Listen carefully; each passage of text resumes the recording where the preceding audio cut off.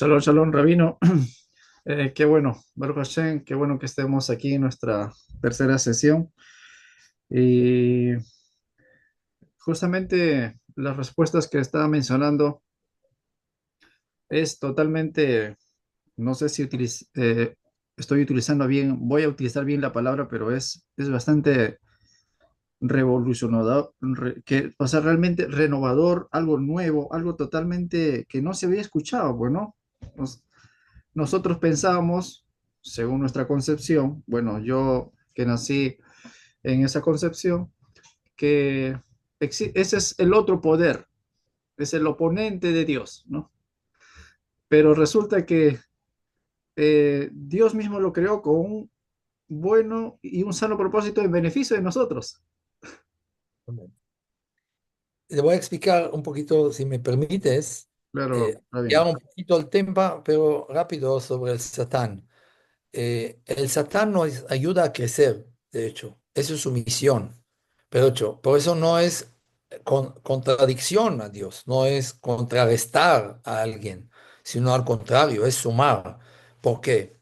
Porque solamente por el pecado, por la falta que uno comete, errores en la vida, uno puede crecer después más, porque la caída a veces es la que ayuda mucho a la persona a levantarse y salir adelante más fuerte todavía y más exitoso, más próspero, etcétera.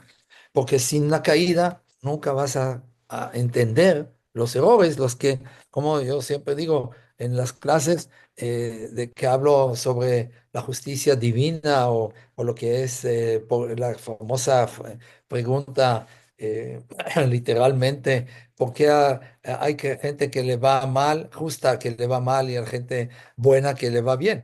Justamente sobre este tema, escribí los dos libros en español, ¿sí? Para reforzar la fe y la confianza en Hashem, que la persona no es malo, al contrario, todos son pruebas para superar y que se hace crecer a la persona. Entonces, si no fuera por la caída, no hubiera sido la persona, no hubiera tenido más bien el poder de levantarse.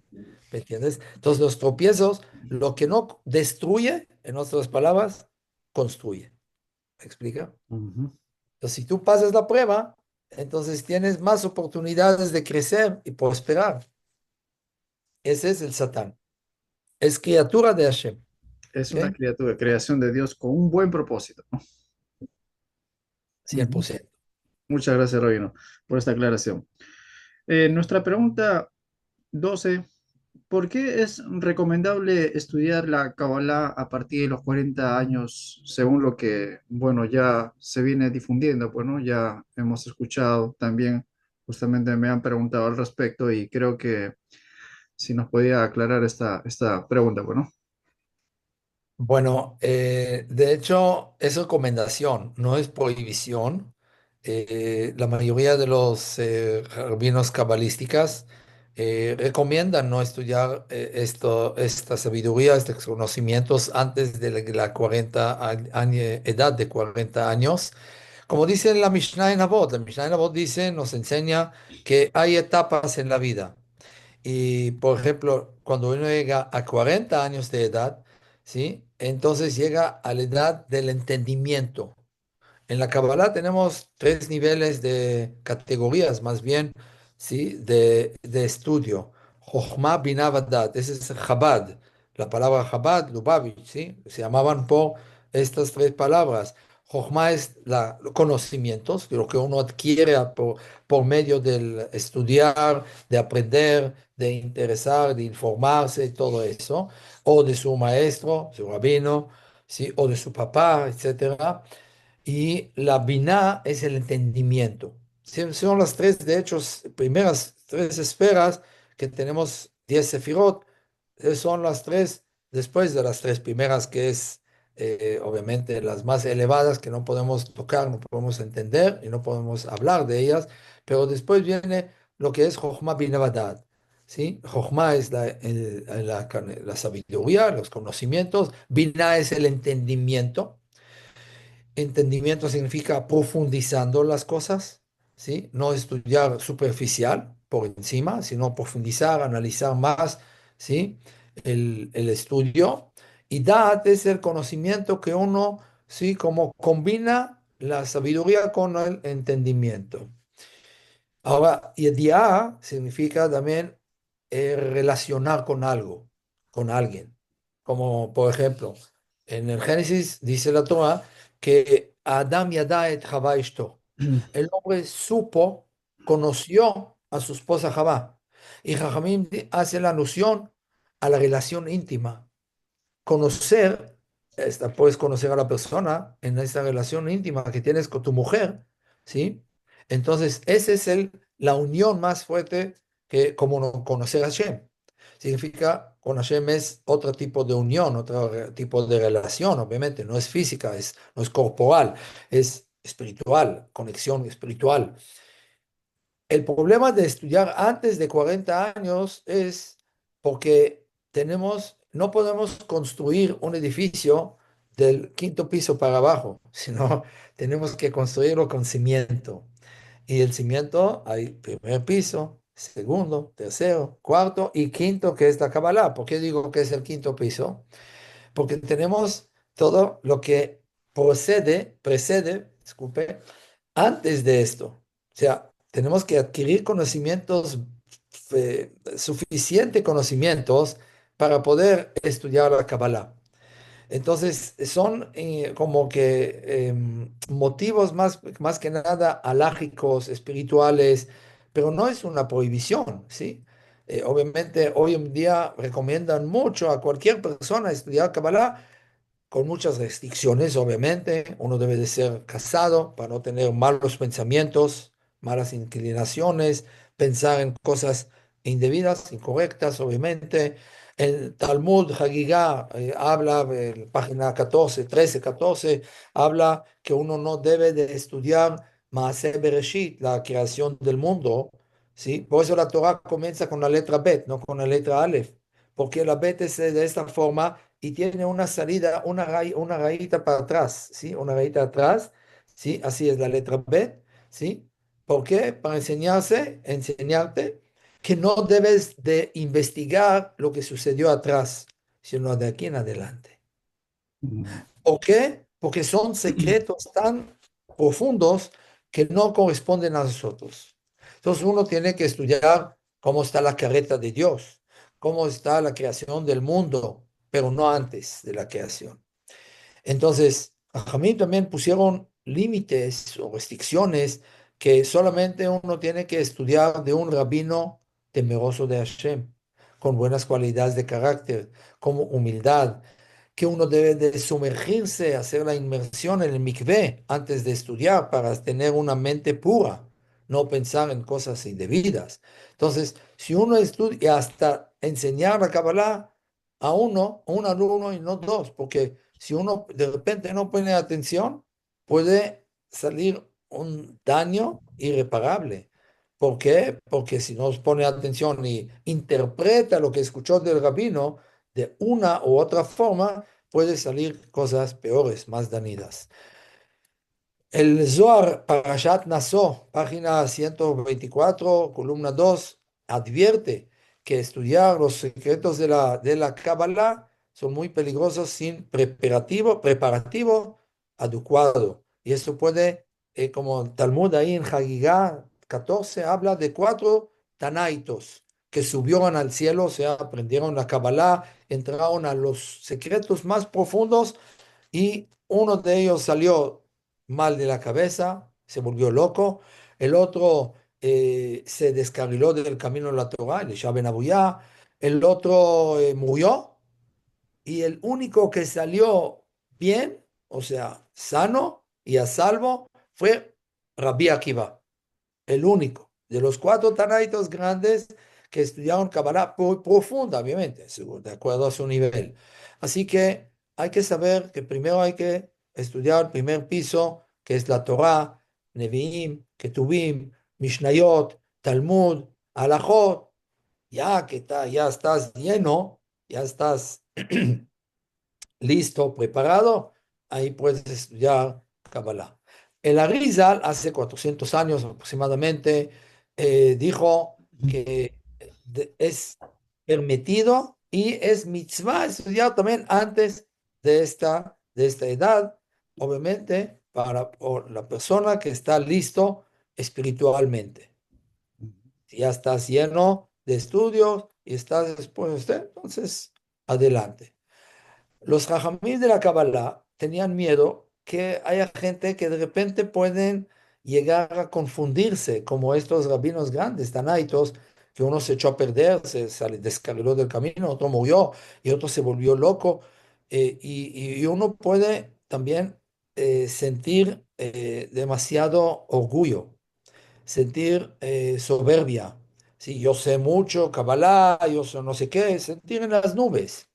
Y Ujú, eso es, también hay que cuidar. ¿Por qué? Porque como lo mencioné antes, que hay algunos rabinos, que le llaman rábanos, que desprecian lo que es la sección de la halajá.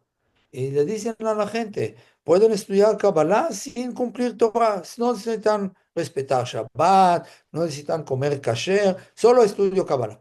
Estudia Kabbalah. ¿Por qué? Porque a su cuenta bancaria le entra buena lana cada mes. Entonces, claro, le claro. conviene encontrar gracia ante la gente. Y también esto puede también confundir a los jóvenes que estudian en un estado todavía espiritual bajo o con no conocimientos suficientes que uno puede salir hereje. ¿Sí? Al Mm, final, acabar hereje, acabar Barminan renegando la Torah y Mitzvot. Entonces, es parte de la mística judía, sin base sólido, no se puede, no hay forma.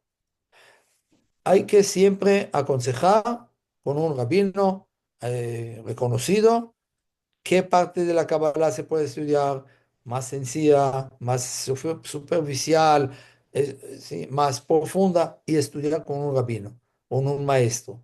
Si uno estudia solo no sirve nada. ujú. Por eso hay que tener mucho cuidado. Sí, totalmente. Lo que acaba de mencionar, sí, puedo dar fe de lo que ha mencionado, que sí, conocí a una persona que se introdujo al estudio y a la práctica de la Kabbalah y le pasó una tragedia justo a las 12 en punto de la noche. Le pasó una tragedia, algo, pero previamente había leído y hecho meditaciones de la Kabbalah. Pero bueno, pasó. Y sí, bueno, tengo ese testimonio que. Entiendo. Entonces, ahora puedo entender que sí, si una persona o un Yehudí, ¿no? Quiere estudiar Kabbalah, entonces tiene que tener las bases, los principios, estudiar Torah, seguir por el proceso del Talmud, las leyes, todo lo relacionado. Y ya cuando se sienta más sólido, más firme, entonces poder ingresar a la parte más secreta, como dice, ¿no? Al SOT, como dice, ¿no? Correcto. Ujú. Bien, Rabino. Eh, ¿Es posible ayunar en un Shabbat semanal? En el judaísmo tenemos el concepto de complacer el Shabbat y comer bien, vestirse bien y tener placer en Shabbat. O sea, también en la parte íntima, que dicen que según la Kabbalah, la relación íntima con la mujer después de medianoche, en viernes en la noche, puede jalar almas más puras, más justas, más, digamos, destacadas, ¿sí? Que tienen la posibilidad, la potencial más de ser grandes sabios, iluminarios de la Torah, etcétera. Ujú, Entonces, está prohibido totalmente ayunar en Shabbat, a menos que es un ayuno, por ejemplo, por una pesadilla. Si uno, por ejemplo, en viernes en la noche, madrugando en la mañana de Shabbat, de sábado, tuvo un sueño, mal sueño aparentemente, ¿sí? O una pesadilla, y está muy angustiado, se siente mal, le permiten ayunar en este mismo día para como anular el decreto que si estuviera decretado algo por medio de este sueño. Pero no, en general está prohibido. ¿Por qué? Ya que este es un día de descanso, como dice el Génesis, que Hashem acabó, finalizó toda la creación del mundo en 6 días y el día séptimo descansó. Nosotros también tenemos la obligación y el compromiso y el privilegio también del otro lado, descansar, estar alegres, comer, beber y complacernos. Así trae el Levítico 23:3, ¿sí? Hay prohibiciones de trabajar, no solo uno mismo en Shabbat, sino también sus animales. Hoy en día se aplica también en un coche. Si él renta coches, tiene una compañía, tiene que dejar de rentar, ¿sí? A menos que hace una sociedad con no judío, gentil, etcétera. Pero, por ejemplo, otra prohibición que hay en Shabbat, que como que anula la alegría, es no se permite avisar a alguien una mala noticia, por ejemplo, que falleció fulano, algo, a menos que haya necesidad, ¿sí? Que causa dolor o una pérdida monetaria que le pasó. Entonces, uno tiene que estar en Shabbat alegre, con buen corazón. Y el Talmud de Baba Metzia trae en la página Lamed 30, columna 2, está prohibido ayunar en Shabbat a pesar que es para cosas espirituales. Uno ayuna para purificarse más, para elevarse más, está prohibido eso. ¿Por qué? Que es el día de Shabbat, es un día de goce, de regocijo, de alegría y felicidad. El único día, ayuno que se permite ayunar es el día de Kippur. Si un día de Kippur, que es del día del perdón, que es una vez al año, si ayunamos en él, Mm. si cae también en Shabbat. Todos los demás ayunos que tenemos de Jajamim, que tenemos 4 o 5 ayunos, si cae en Shabbat, lo posponemos para domingo. Nunca ayunamos en Shabbat. Solamente el único ayuno que es de la Torah, el ayuno de Kippur. Ujú. Ese es el ayuno realmente obligatorio una vez al año, ¿no? Una vez al año que no hace daño. En cambio, claro, exactamente. Entonces, el ayuno, si alguien, porque se ha estado voceando, pues, ¿no? Entre los diferentes credos, no, que en Shabbat se puede ayunar, ¿no? Se ha estado voceando ese, pero ahora con esta aclaración que nos has mencionado, es totalmente relevante que el Shabbat es un día de regocijo, un día de reposo, un día de descanso, donde las almas tienen que disfrutar, ¿no? Ese día, ¿no? Exactamente, exactamente. Sí. Ujú, A menos que haya una causa dictaminada por algún rabino, que hay un enfermo grave y el público quiere ayunar por su salud, eso también requiere el dictamen de un rabino que dictamina leyes, no ujú. hacerlo por mi decisión. Ah, ok, ok. Entonces, Así. ya, está bien. Eh, Nuestra pregunta 14 dice, ¿por qué utilizan un gallo en Yom Kippur? ¿No? De hecho, déjame Sí. corregir, en Kippur no utilizamos gallo, sino en la víspera de Kippur, Ah, ¿sí? Se acostumbra poner el gallo o la gallina, según si es hombre o mujer, como capará, como expiación de los pecados. Ya que el día de Kippur es el día de la expiación, del perdón, entonces en el judaísmo utilizamos, hoy en día no se aplica mucho a esta alja, ¿sí? Más que nada le damos dinero a las familias necesitadas para que puedan también ellos comprar la comida previa al ayuno de Kippur. Pero la idea es que cuando uno ve que lo que hacen con el gallo o la gallina, lo dan vueltas 3 veces en la cabeza de uno, ¿sí? Y le dicen algunas palabras que el gallo se vaya a la shejitá, degollar, lo degollan, y también la carne se reparte a las familias necesitadas a veces, y uno como que visualiza eso, entonces interioriza en la idea que el gallo va como para expiar mis pecados, mis faltas. Sería yo quien tenía que perdonarle al gallo, que el gallo no es pecador, no comete faltas a Hashem, yo sí. Entonces, en este momento que provoca una reflexión o introspección a la persona, pensar, soy malo, o sea, y cometí un error, ¿por qué el gallo tiene que morir y yo no? Entonces, en este momento le despierta esta reflexión y la persona se arrepiente de sus hechos y pide el perdón, obviamente, y hace teshuvah, el arrepentimiento y acercamiento a Hashem. Ese es en general, ¿sí? Hay, de hecho, en Levítico 4 5 a 10 dice que tenemos que traer sacrificios, holocaustos al Betamigdash, al santuario o al templo sagrado. Puede ser bestia, puede ser ave, puede ser sémola, depende de la situación económica de las personas, para expiar sus abonos.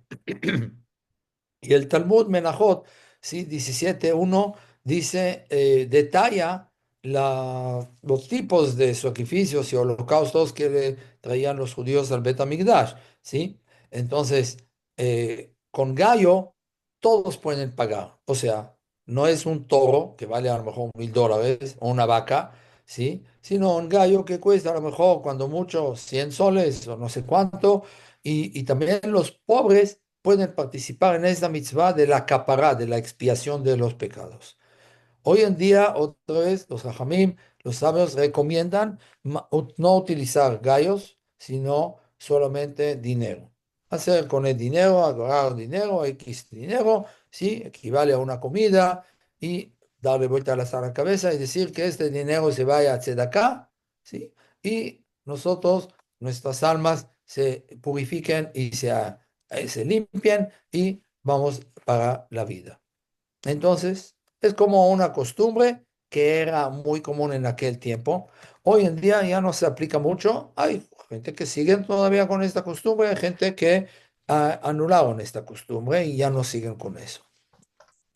Ujú.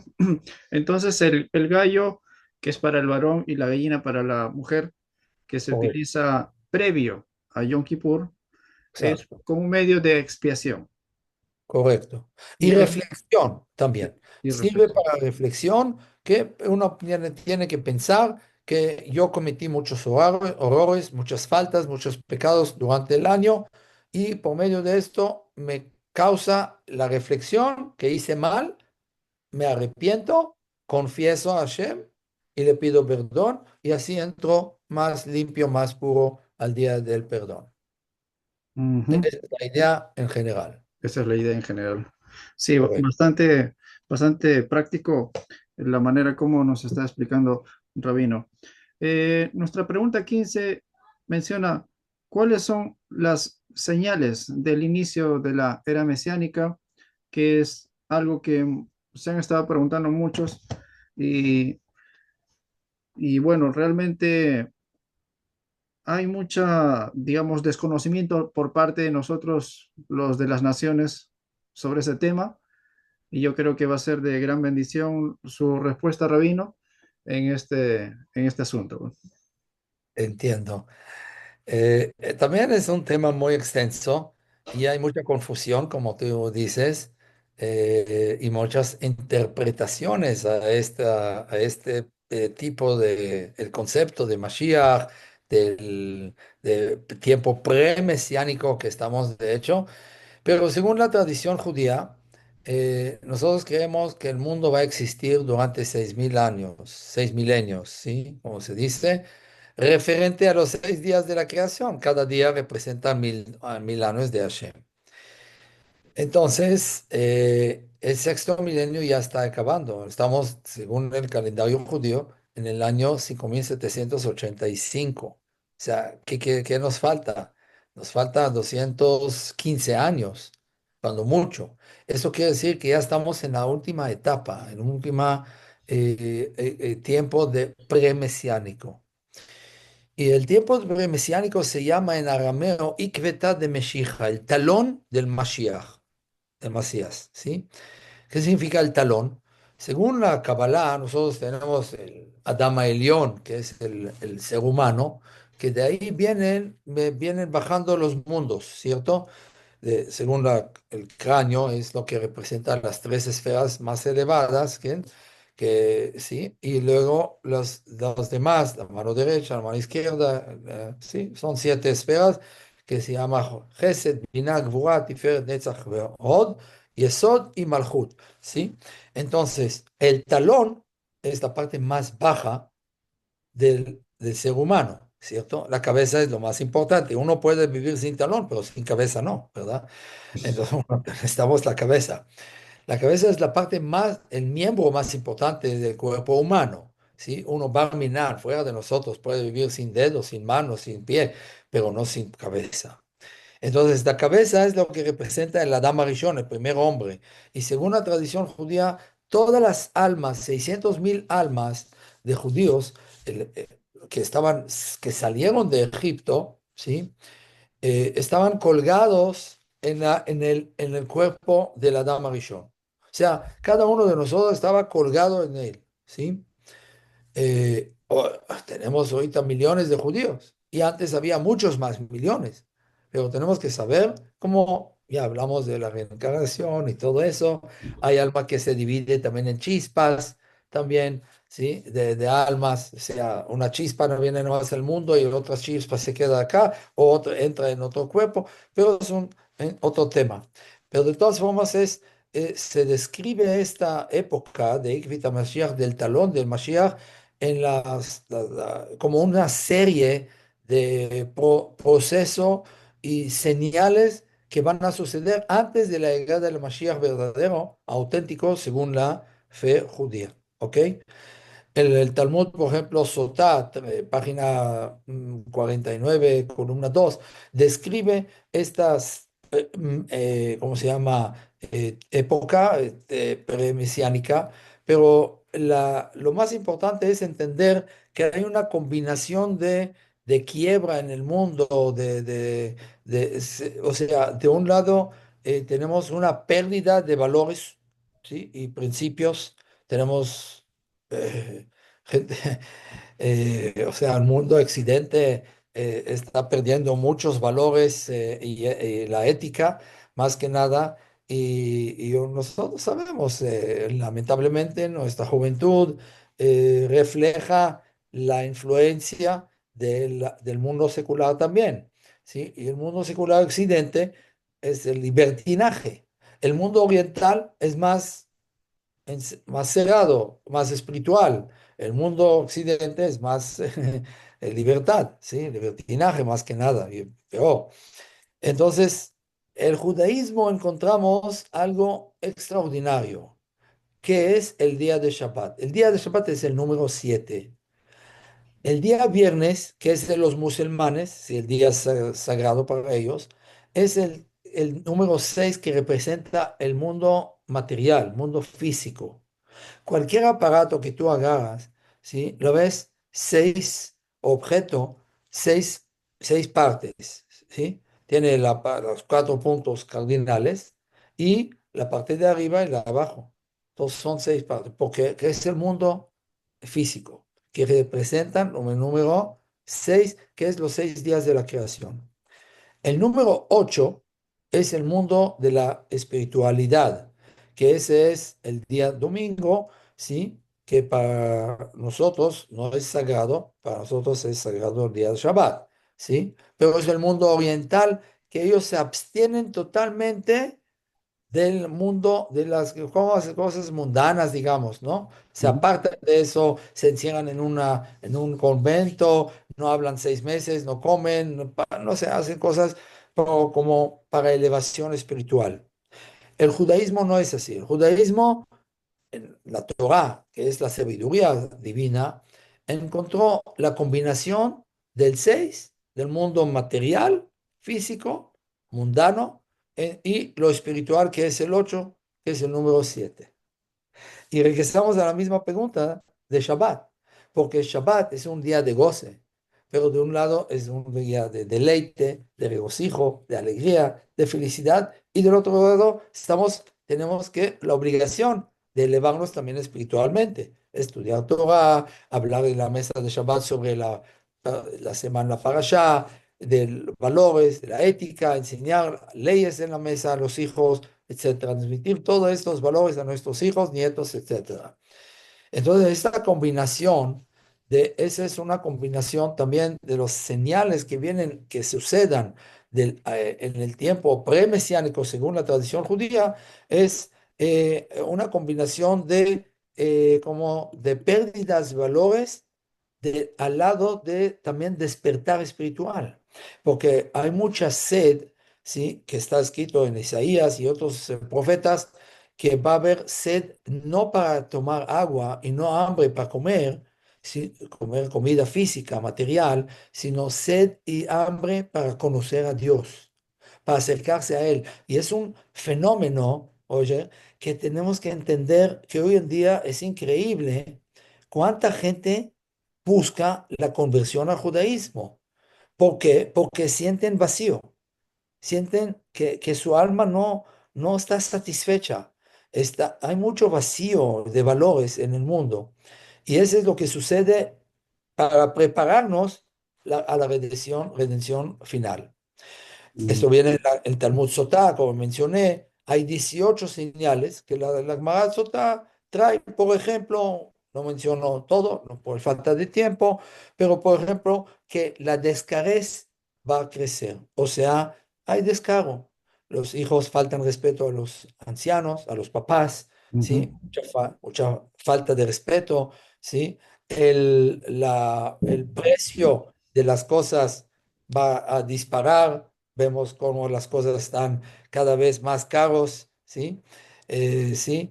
El, la política está, con todo respeto, pero más política que antes, ¿sí? Uno insulta al otro y uno no le importa difamar al otro y embarrar al otro con tal de tomar el poder. O sea, señales que nos está enseñando, ¿sí? Que la cara de la generación, dice el Talmud, es parecida a la cara del perro. O sea, ¿qué significa? Que el perro, cuando va caminando delante de su patrón, ¿sí? Se parece que quién dirige a quién, el mascota al humano.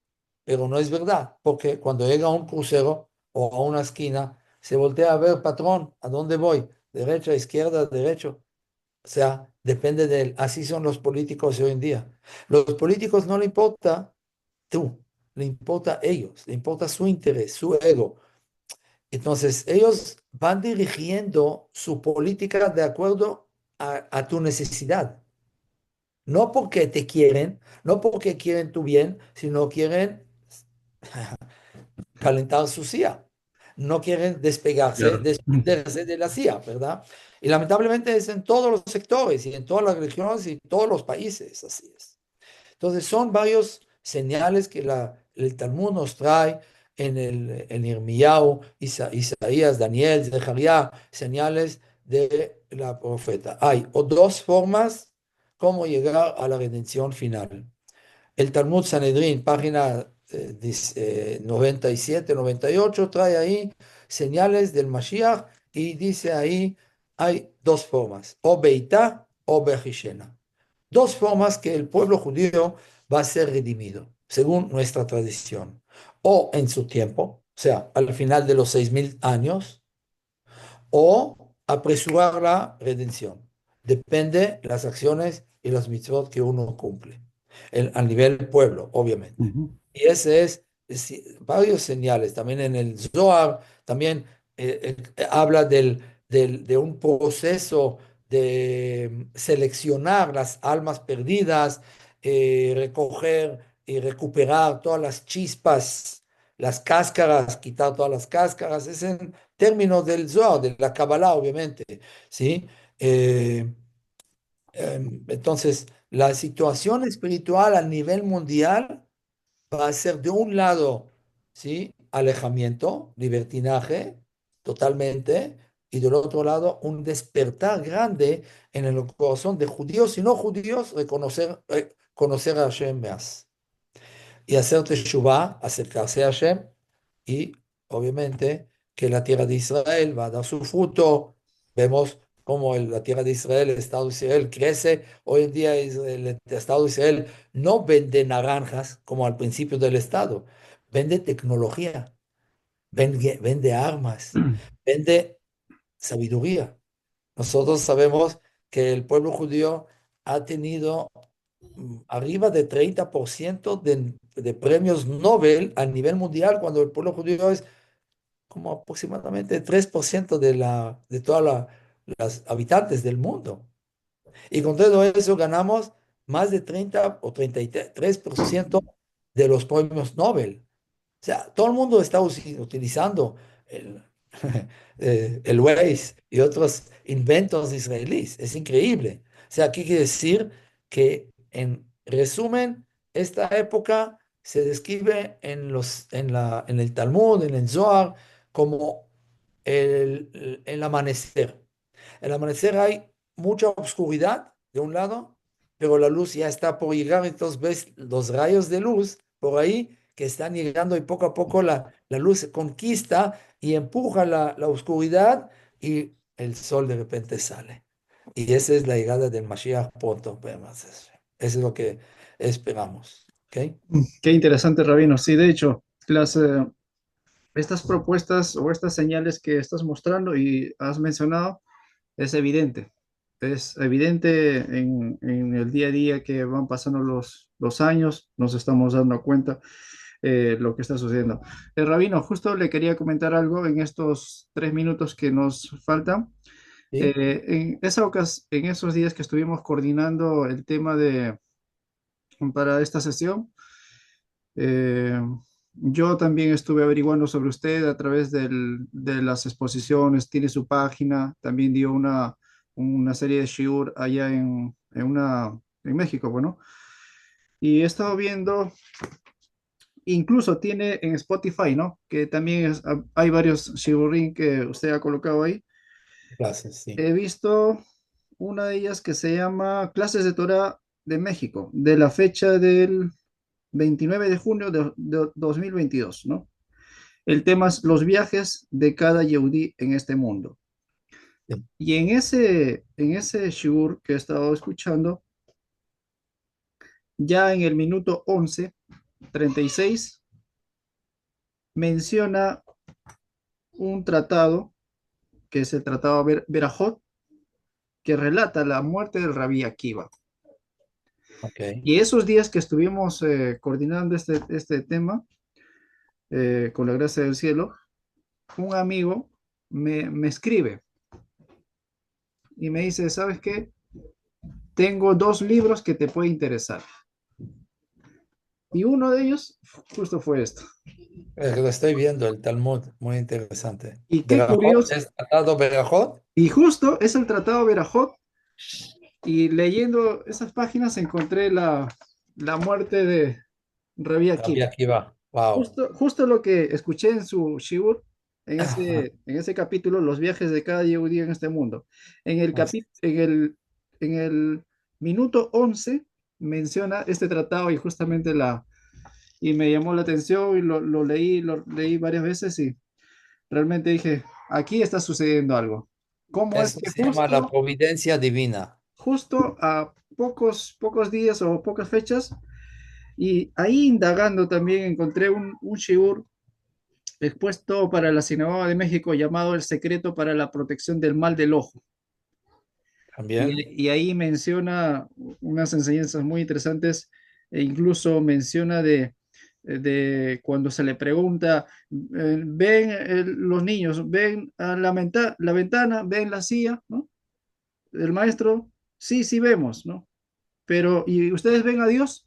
No, no vemos. Entonces Dios no existe, ahí está la prueba. Pero un niño se levanta, según lo que menciona ahí, que posiblemente fue Albert Einstein. Niños, ¿ustedes ven el cerebro del profesor? No, dice. Entonces ahí está la prueba que no tiene, ¿no? Sí. Rabino, muchas gracias por su tiempo, le agradezco Gracias, bastante, con la gracias a gracia de ti. Dios, y estaremos coordinando por interno a estos escasos 1 minuto que nos falta, Rabino. Muchas gracias a ti. Muchas gracias a todos los oyentes y los locutores. Y gracias por el honor y privilegio de poder compartir con ustedes algunos conceptos del judaísmo. Espero que sea de su agrado y que les sirva mucho aprender y conocer un poquito el judaísmo de otro enfoque, de otra perspectiva que a lo mejor no han tenido la oportunidad de aprender hasta la fecha. Muchas gracias, Rabino. Toda agua. Gracias a ustedes, el